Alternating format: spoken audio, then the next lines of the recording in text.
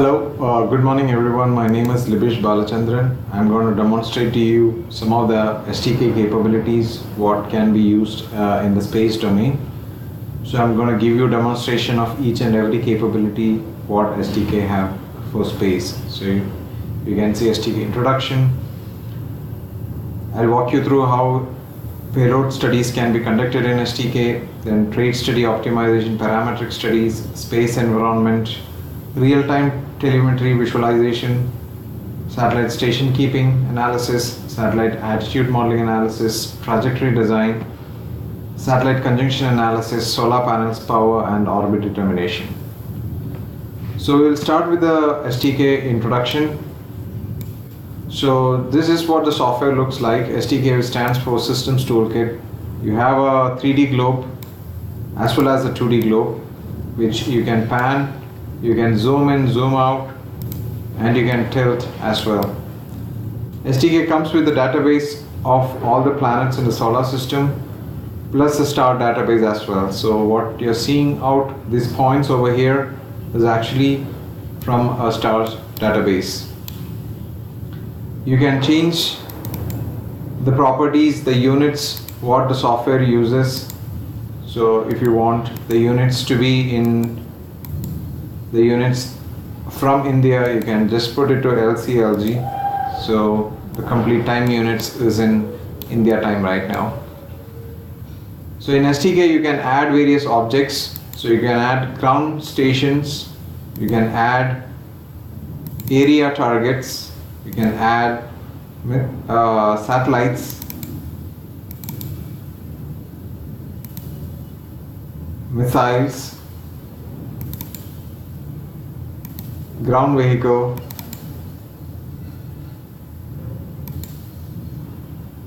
and another planets as well, aircrafts and planets. So you can point these places anywhere you want. So if you want a place to be, so there is a place. If you want an area to be defined, you can define an area very quickly. If you want to define the movement of a ground vehicle, you can define that movement directly from this window.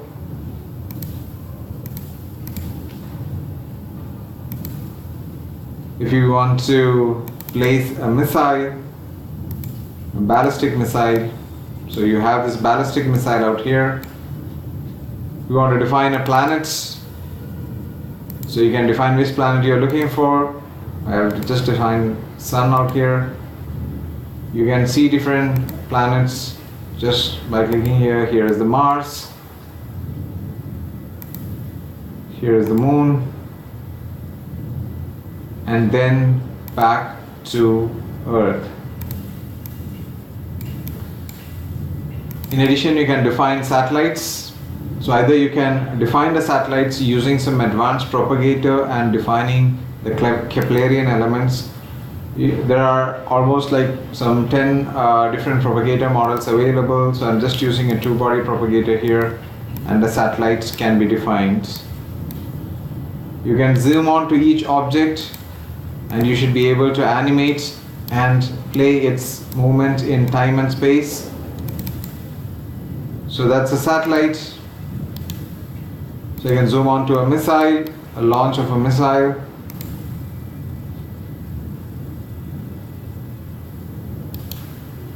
Or a movement of a ground vehicle which is on the ground. So you can see this vehicle is under movement. And various other objects including an aircraft. So that's the objects what we can model in STK. Now you can be able to do various analysis on it. So my place is just out here. If you want to do an access computation, find out what all times this place can see this satellite, I can do this computation as very easily by clicking on the place, choose the satellite, click on compute, and click on access button, and you will be able to see from this time to this time there is an access from the place to the satellite. So you'll be able to see this line. So you can see that line drawn, and those are the times during which from the satellite you'll be able to see the place.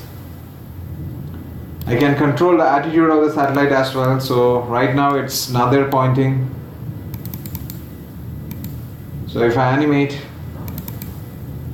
you can see it's right now it's kind of fixed, but there are different attitude profiles available by which you can change the attitude profiles into, for example, if I'm just putting like processing spin, so it's on the spin axis.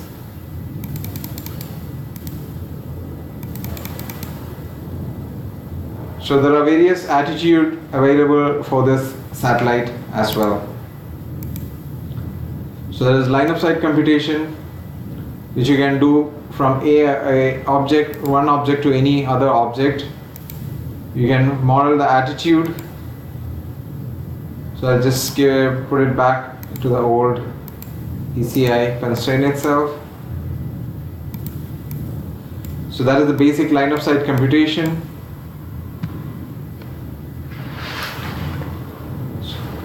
STK comes with a database of various satellites as well. So this database is updated twice every day. So if you want to access those satellites, so you want to see, it's basically distributed with respect to the country. So if I choose India and click on search, all the Indian satellites is going to appear over here. So this is all active and inactive satellites. But if you want only the active satellites, you can click on active out here. So these are all the Indian active satellites which you can just choose from here and click on insert. So all the Indian satellites is going to appear here, and this is from a TLE NORAD database, and this database is updated twice every day. It may take a couple of seconds because I'm loading all the satellites.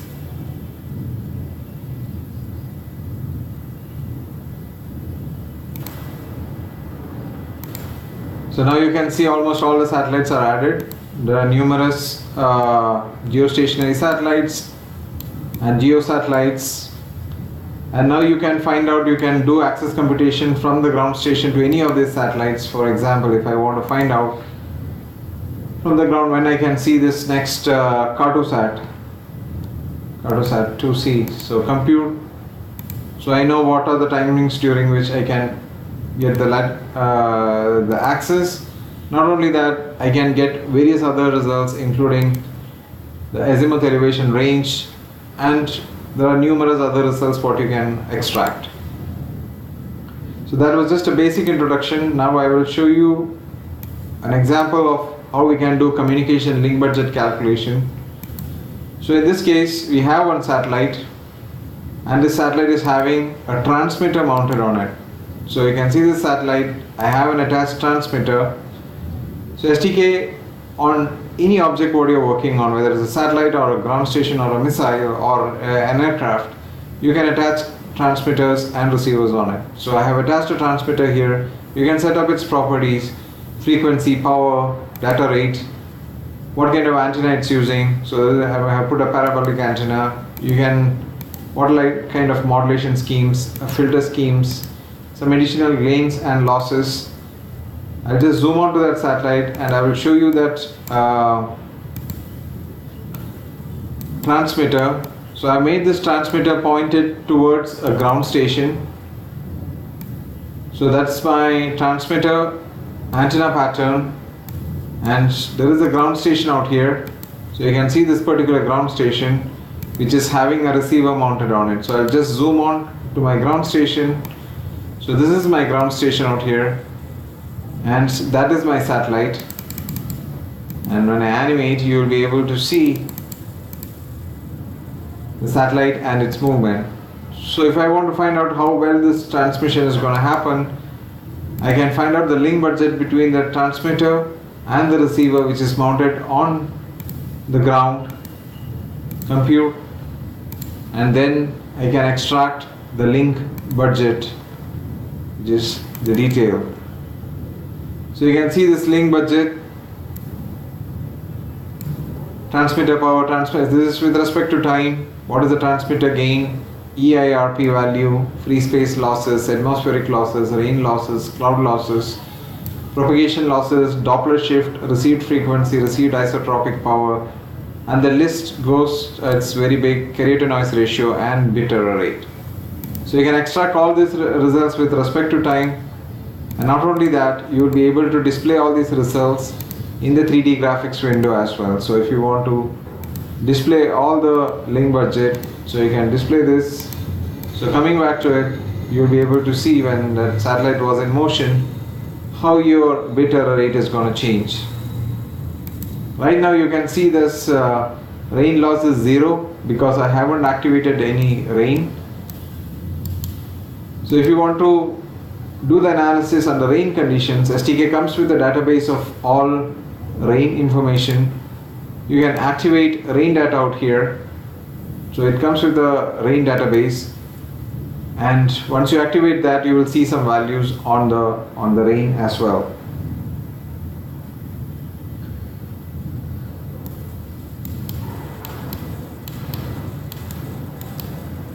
So STK is capable of displaying terrains as well. So here you can see that I have just zoomed on to a particular region, and STK comes with a terrain database of 90-meter resolution. If you have your own terrain database like ISRO terrains, this is actually compatible with STK. You can just drag and drop your own terrain, and once it is inside STK, it becomes a computable object. What that means is the line of sight analysis. If you are doing a line of sight or a link budget analysis, the effect of the terrain under these circumstances will be taken into account. STK is capable of modeling cities as well. So if you have terrain data with this much detail, you can model buildings as well. So I've shown you line of sight, how to insert various objects. Now I will show you how you can model radars. So on the same satellite, I'm going to put a radar which is trying to track a missile. So here is my satellite, and here is a missile launched. So I can define the properties of the radar which is attached to the satellite. So here it is a monostatic radar. It's actually a search track radar. You can put the waveforms, Doppler filters, what kind of antenna you're using, parabolic. STK comes with a database of antenna models. It is not necessary that you should use parabolic. If you have your own custom antenna patterns, that also can be loaded in our tool. And radar, unlike communication transmitter receiver, it is basically computed against a ground moving object. Here you can see this missile out here which is launched, and I am analyzing the capability, how well this missile can be detected using the radar which is mounted on the satellite. So directly I do a computation access from the radar to that missile, and then I can extract a lot of results including the probability of detection. So what you're seeing is the probability of detection graph, and you can see that as it comes closer and then it goes by. So in the same similar way, you can find out probability of detection, signal to noise ratio, Doppler conditions. So you can see how this value changes with respect to time. So you can see what is the current location, how far it is, etc. So this particular radar is pointed towards the missile. You can basically change the direction of the radar in any way you want. Right now it's pointing to the missile. If you want it as a rotating radar, you can do that as well.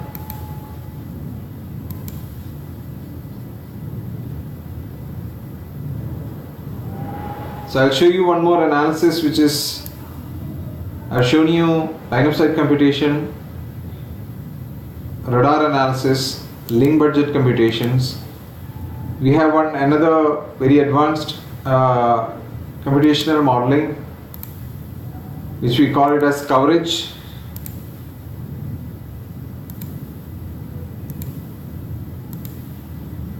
So in this case, my objective is to find out where all my transmission is going to reach over India. So I have this satellite which is having a helical antenna. So that's a helical antenna which is mounted on the satellite. So that's a satellite with a helical antenna, and it's moving on the globe, and you will be able to see this is the antenna pattern on the earth. And if you want to compute and find out what would be the carrier to noise ratio, I'll just switch this off for clarity. So you can see the satellite is right now over here. I'm going to take this particular region. I'm just going to do this computation and find out what would be the received signal all over India. So I'm just going to animate this. So you can see my satellite is right now over here, and when it goes step by step, here you can see how my carrier to noise ratio is going to change with respect to time. So here is the legend which shows what is the current value. You can see wherever it's blue it's 96, and wherever it is red it is 63. So this we call it as a coverage computation, and it is not just limited to a link budget analysis or a radar analysis. You can do any kind of computations you want and display the results in like a heat map over any region of your interest. It's not necessary that you have to do this computation on entire India. You can choose separate places as well. This is just another example of a coverage computation of a camera mounted on an aircraft. So if you have a camera on an aircraft as well, you will be able to do this. So basically this aircraft is in motion to do a surveillance of this area, and this is the flight plan which was chosen. It is having a camera mounted on it, and you can see this aircraft is in motion, and during its motion what all regions it's covering, it's marked in purple color. And you can do this kind of similar computation using satellite as well. You can attach a sensor on a satellite, and then you will be able to find out what all regions it will be able to cover, what would be my next overflight, how much time it's going to cover this particular region, how many number of passes is required to cover a particular region. All these kind of complex computation you can do with STK.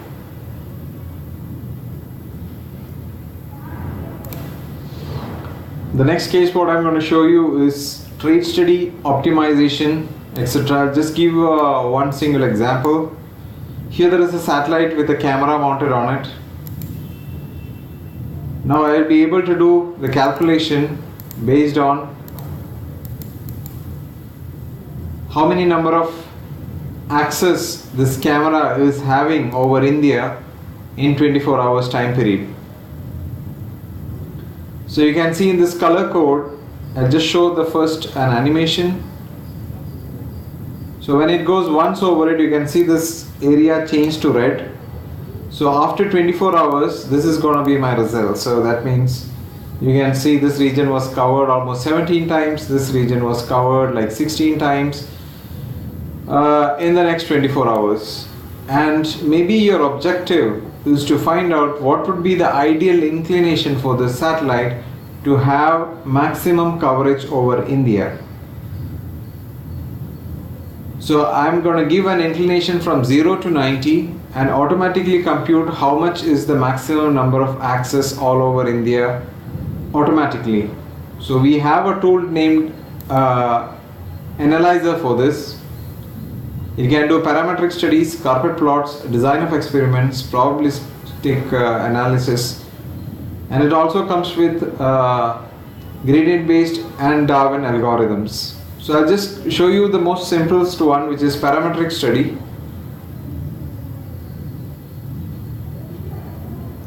And in this parametric study, I'm going to just vary only the inclination, and I'm going to vary my inclination from 0 to 90.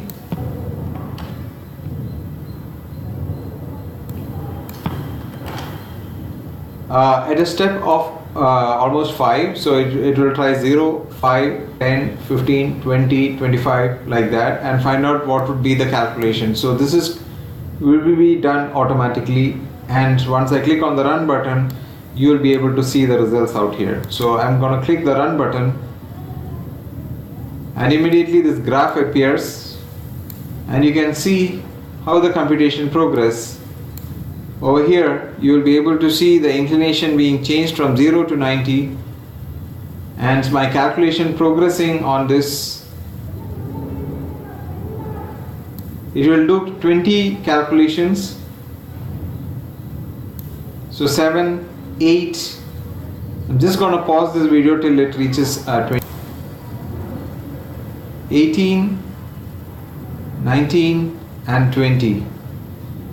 So you can see that it did the calculation from 0 to 90, and this is the graph what I obtained. So x-axis is the inclination and y-axis is the maximum average number of axes, and you can see that with a 30-degree inclination I am able to get the maximum access. So if your objective is to have maximum coverage over India, so you can do this kind of calculation, and it is not necessary that you are able to change only inclination.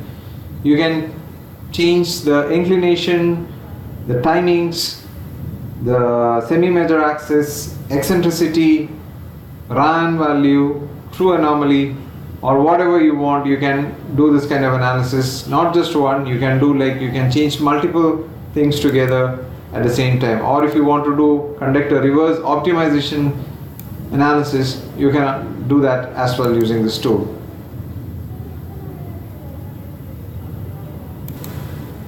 Next, I'm going to show you a tool named Astrogator, which can be used for propagation and maneuvering of the satellites. So I'll just first show Hoffman transfer.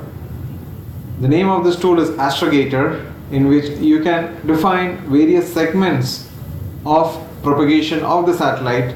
You can define an initial state, then you can add propagate segments, like propagate this particular segment using two-body propagator for this many seconds, and then you can start firing your thrusters.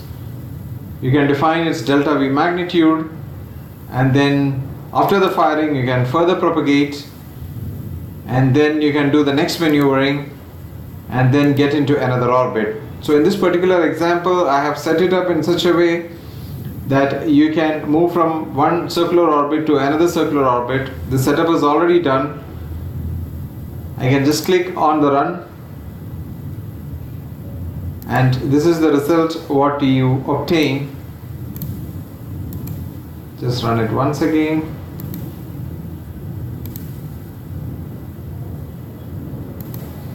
Here you can see that this is my 3 stages of propagation. The Earth was in, the satellite was in this particular orbit, and after a certain period of time it fired its thrusters from here, and then we moved on to more an elliptical orbit, and then from here the thrusters were fired again to get on this orbit. And once that is done, you will be able to define what is the amount of fuel required for this particular operation. So this Astrogator is not only used for Earth operations, but even can be used for interplanetary missions. So I'll just show a very quick example of an interplanetary Earth-Moon scenario. So if you're interested, I can go through it in much more detail. So this is basically a complete trajectory simulation from the launch till it reaches the moon. So I just click on this button. It's doing various analysis, finding what is the optimal trajectory, what is the best time to launch, and it will do the complete simulation from Earth till the second planet. So as I said in the beginning, STK can model the entire solar system. Here is all the trajectory what STK have tried out. So there is an initial orbit, yellow one, and then it fires its thrusters, and it has tried all these routes to reach this moon out here. And if I look at the second window, you'll be able to see these are all the tracks what Astrogator has tested out, and finally it found an optimal track in which it can reach the moon in a particular orbit. So the training of this Astrogator tool itself is almost like 4-5 days because it's a very advanced tool. If you are really interested in this tool, I can give a very detailed presentation on this particular tool.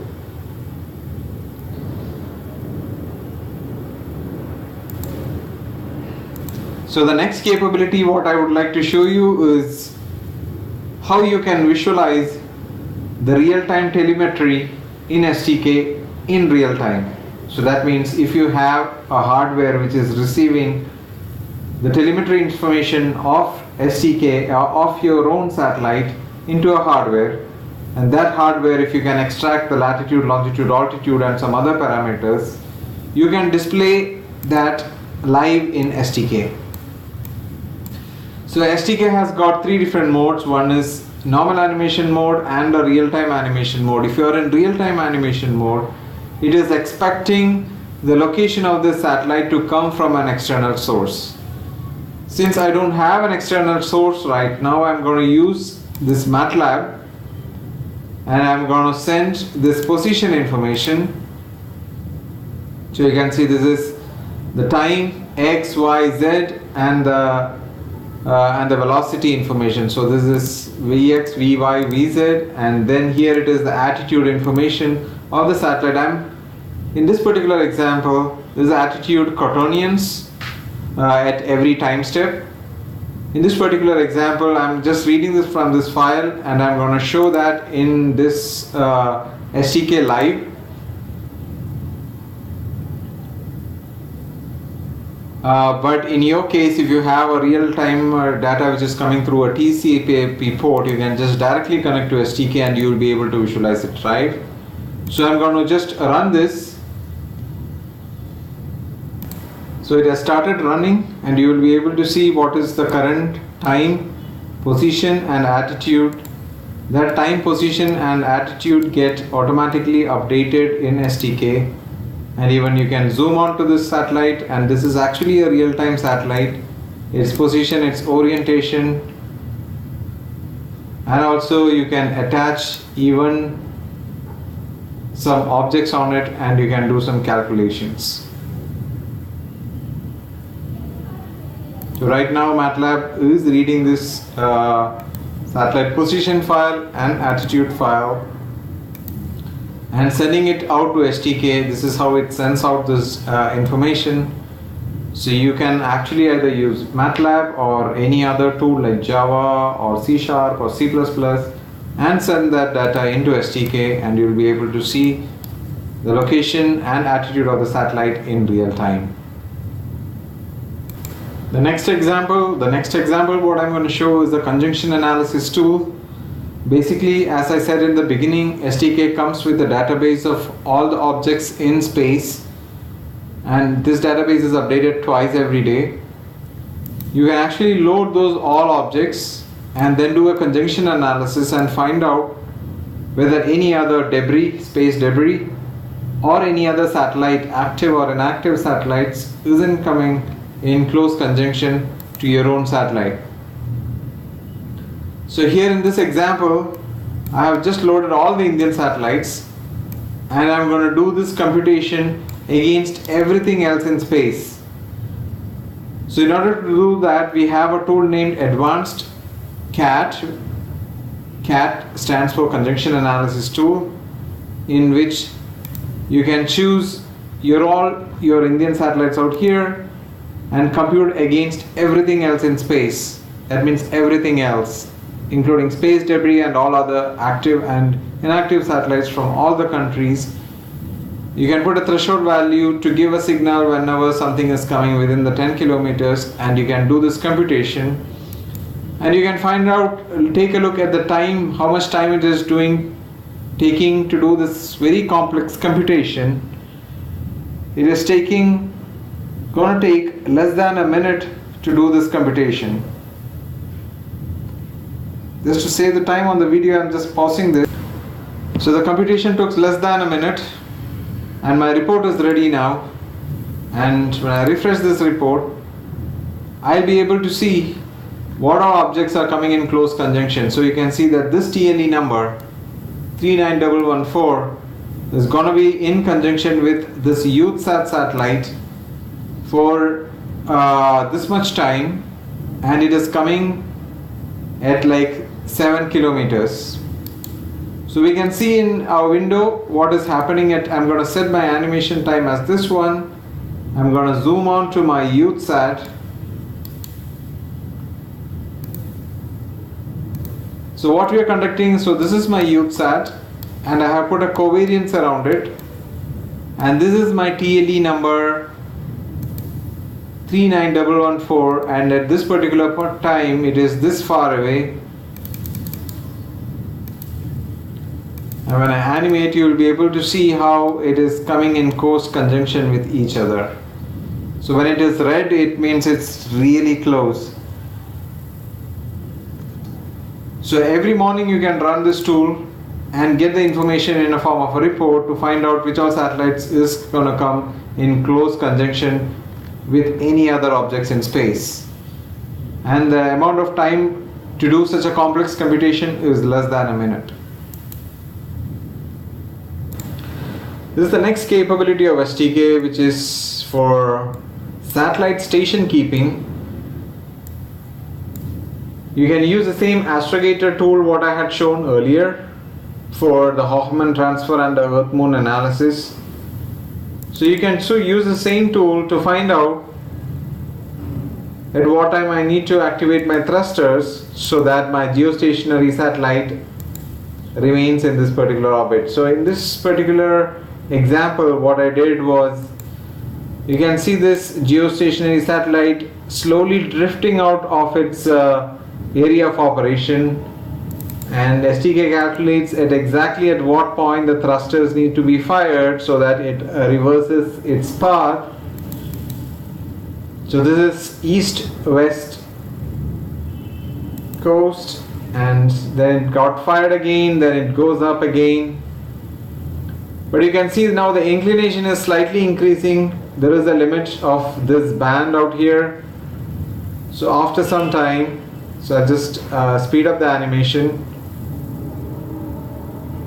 So you can see at this particular point, it almost crossed that boundary. So then its thruster is fired again, and then it is moving back into its own slot. So this kind of geostationary satellite station keeping as well as ground track keeping for LEO satellites can also be calculated using STK. Another capability of STK for space operation is Solace. Using Solace, you'll be able to do attitude disturbance modeling, attitude determination sensor models, attitude control actuator models, power modeling capability, payload modeling, communication modeling, and flight software emulation. So I'll just show you a very quick example of this. So using STK Solace tool, it's able to model different attitude like initial hold, inertial hold, slew to spotlight mode, payload and the generating data. All these modes can be simulated using solid with full attitude dynamics. So you can see all these quaternions. Then sensor and the actuator models. You can model the reaction wheels and the actuators. In addition, you will be able to do power, comms, and payload modeling.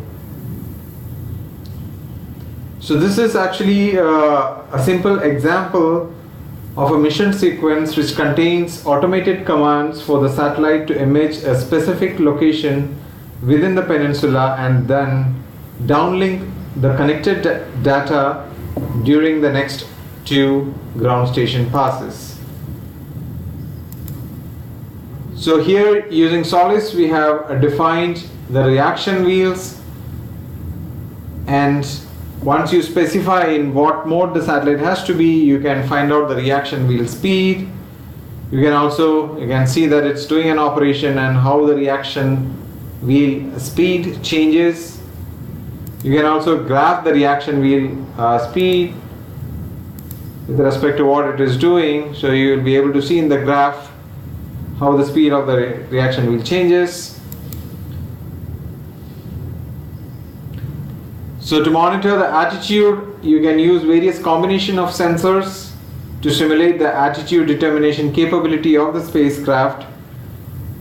So some of the sensor capabilities what we have is sun vector sensors, magnetometers, star trackers. It is used for determining the attitude of the satellite, and the angular rate sensors are used for propagating the attitude between measurement updates from other sensors. Some of the subsystems what you can model is the power systems. You can model the battery on the satellite, and you can see what is its current battery power. You can see over here it's listed power model battery current. Like when it is in sunlight, you can see suddenly the power of the battery is increasing. So I'll just graph the state of the battery. So this is actually the state of the battery, and you can see like slowly now it is increasing because there is sun. So you can see the sun out there, and you can see this graph is slowly increasing because it's in the sun, and after some time it starts reducing because the solar panel is on this side and the satellite was doing some operation. So the solar panel is not facing the sun, so the battery is reducing, and now it is back looking at the sun again. Now it increases. You can also monitor some of the payloads, like once it is in communication, how much is the data recorder. So you can see that it is right now taking the image. So I'll just rewind a little bit.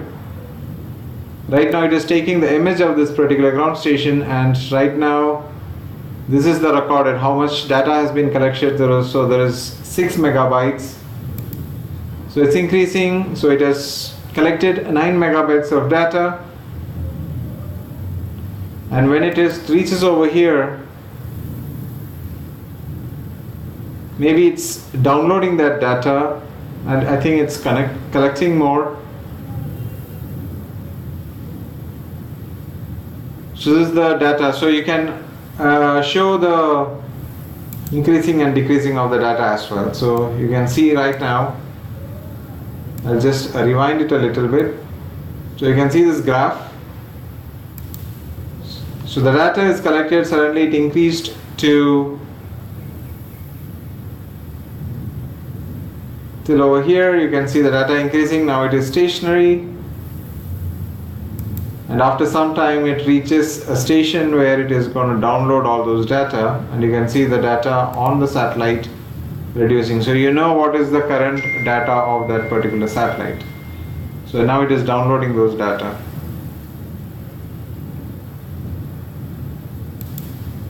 So this also can be modeled in STK. The final capability what I would like to showcase is the Space Environmental Effects Toolkit. STK comes with a database of the radiation environment, which includes the Van Allen belt and the South Atlantic anomaly, the magnetic field of the Earth, the effect of the magnetic fields on the satellites, the temperature of the vehicle, the thermal energy, and also STK comes with a database of all the particles which is generated from the comets, meteors, and other orbital debris. So it comes with a database of all the radiation environment, magnetic field, and the particle impacts. And then you can fly through the satellites through those magnetic environment, and then you will be able to do that those simulation within the tool. So here this can be a very detailed presentation. Right now what you're seeing is actually the South Atlantic anomaly.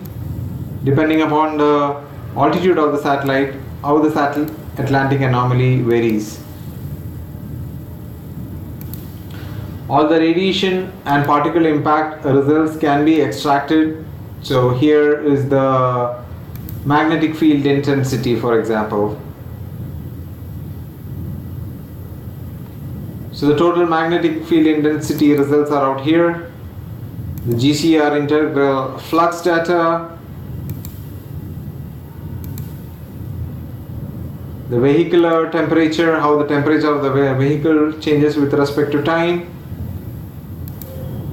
accumulated dose, the proton radiation flux dose on the satellite. You can see at a certain point it's peaking up. So this is the particle impacts. So you'll be able to find out what is happening at that particular time. There are different peaks. And also the South Atlantic anomaly entry and exit times, and how much impact that ionized particle is going to have on the satellite. So that's all for the time being. Sorry, we have one more tool available, which is Orbit Determination Toolkit. So if you have tracking systems placed all over the globe and your objective is to find out the optimal orbits of the satellite, so your tracking system can be ground tracking systems or space tracking systems. So this particular tool named Orbit Determination Toolkit, it contains the optimal sequential filter, masked optimal sequential variable lagger smoothers, masked simulators, initial orbit determination tools, patch least squares, and robust suite for reports and graph manager. I'll just quickly show you how to set up this in. So this is what ODTK is. It doesn't have a 3D visualization window as in STK. Here you can load in all your tracking centers. Right now in this example I have loaded 4 tracking centers, and this is actually my satellite which I was tracking. I have loaded all those measurements in any format. So if you have your own measurement format, so if this is how my ScienceSat was tracked using this Hula is one tracking station. So we have range, Doppler, azimuth, elevation information at various times. So there is almost 40-50 data. So this is my first pass, this is my second pass, this is my third pass, fourth pass. So first you load this collection data in STK, that means the tracking data, and after you load the tracking data, you can run the sequential algorithm, I mean the filtering algorithm. First we have an algorithm called initial filter algorithm, and once you filter that data, you'll be able to find out how the residual ratios is going to look like. So I'll just create this residual ratio. I'm going to run this, and you can find out whether your residual, all those points what you collected, is within the 3 sigma limit. And once you know that it's in the 3 sigma limit, you can create the positional errors, the positional uncertainty. You can generate that graph, and here you can see, if you can see the red one is actually the plot of how much error was in the location of the satellite. So you can see initially there was an error of almost 600 and 600 meter. So that means within the covariance of 600 meters your satellite could be anywhere in that region. So this is the forward run, and after like almost 1 or 2 days of running, you will be able to see that you are getting almost a good data of the orbit. But we have one more a tool named Smoother, in which it runs a backward simulation, and you can extract the same result, and you can see that once it runs backwards, your accuracy of your results is many-fold. That means in the initial itself you are able to get an accuracy within 40 meters, and after running for like 1 or 2 days you're getting an accuracy within 10-15 meters. So the more time you have, the better accuracy results you get. As I said before, ODTK doesn't have a visualization, but all these results can be loaded back into STK. I have already loaded this. So basically this is the result of the same satellites. First is with the filter algorithm, the second one is the smoother algorithm, and what you see as an expanded ball is actually the covariance. That means that satellite could be anywhere within that boundary. So you can see that with time the filters error increases, but the smoother, this is the final result what we got. The smoother results are like much more stable with respect to time. So you will be able to load all these tracking. You can see that there was a sudden jump out here, that my error suddenly reduced. This was because my satellite was near a tracking station and I had additional information on where that satellite was. So STK using ODTK, using your tracking measurements data, you can get the accuracy to almost 4 meter level of accuracy. So that is all what I have to present today. Please send me questions on libish, LIBISH